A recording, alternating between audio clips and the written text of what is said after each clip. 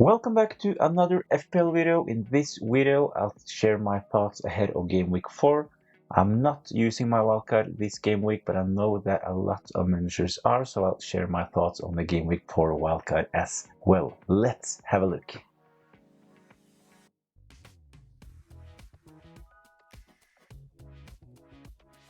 First of all, a quick look at my game week 3 score. I got 72 points, decent, and a green arrow, even though I did not own Haaland. Disappointing from Bruno, and Guardiola Gabriel blanked as well. Jota blanked, and of course my captain Son, only 3 points for him. The captaincy made it 6, but it was a real joy to watch Dominic Calvert-Lewin get 12 points, and finally Isaac got his first goal of the season as well. So decent week, decent score, 72 points, but let's have a look at the team ahead of game week 4.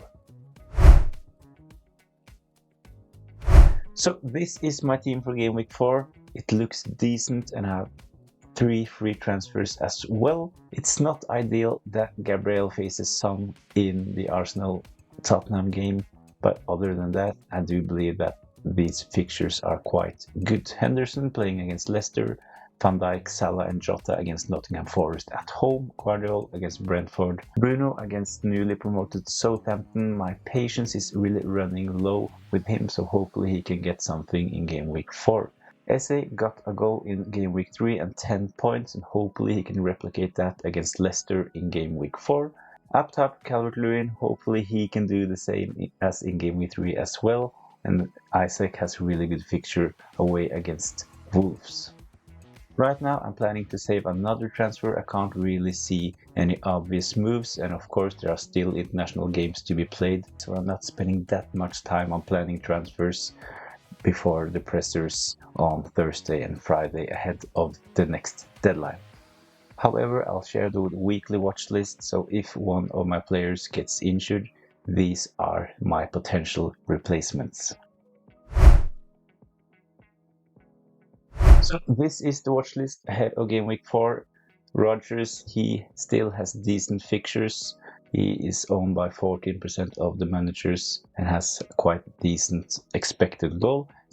Semenyo, he is more of a differential, 4.5% selected, and he actually has an expected goal involvement of 2.46, almost the same as Visa, the forward. He is owned by 7.5% of the managers and has an expected goal involvement of 2.36. So if one of my midfielders or forwards gets injured during the international break, I will take a closer look at one of these players to be my replacement. As mentioned, a lot of managers are using their wildcard in game week 4, and I got a couple of questions about a wildcard draft, so here it is. I opted for a team with Salah and no Haaland. My plan was always to have Salah until game week 6 and then swap to Haaland. Of course, it has been unfortunate that Haaland has 7 goals in 3 games, but I would not change that right now and would stick to the plan by going with Salah for the next couple of game weeks. If you want Haaland in your team, then of course it's possible to just sell and downgrade Salah and upgrade one of the strikers, or if you want both Haaland and Salah in a draft like this, you can just sell Palmer and Watkins and bring in Haaland and maybe Rodgers from Aston Villa. So this draft is flexible and you have the possibility to get both Haaland and Salah or go with the Norwegian up top.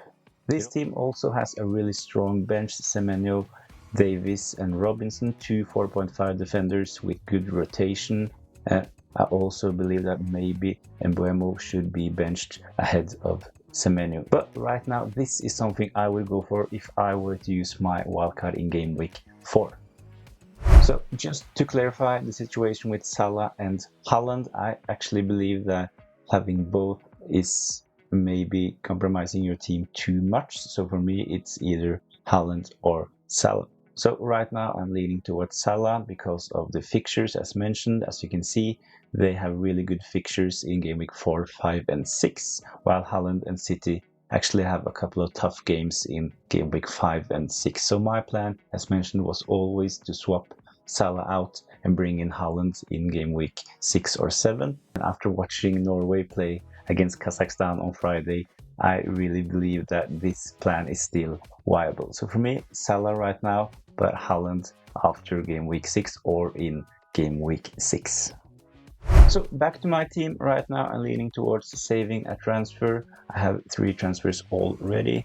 My plan is to wildcard in game week 6, but if I don't use any transfers before game week 6, then I will probably just save the wildcard as well and spend my free transfers almost like a wildcard. So right now I'm planning to save. Of course, I could have downgraded Son or Bruno, but I still believe that they are decent options. They will start and they are on penalties. So hopefully the Bruno and Son owners will get a little bit more luck in the next couple of game weeks.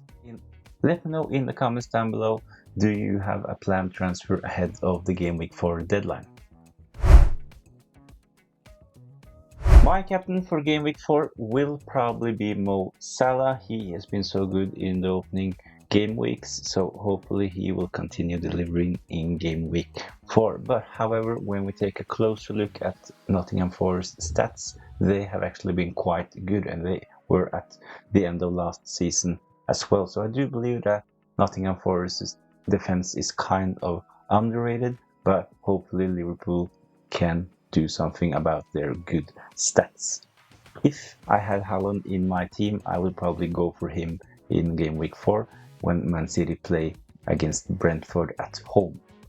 My other captain option is Isaac. He is playing away against Wolves. They conceded 5 goals against Chelsea 2 game weeks ago, so he is probably a decent option as well. But right now, if Salah is fit and ready to start in game week 4, he will probably be my captain. Let me know in the comments down below, who do you think is the best captain option for game week 4?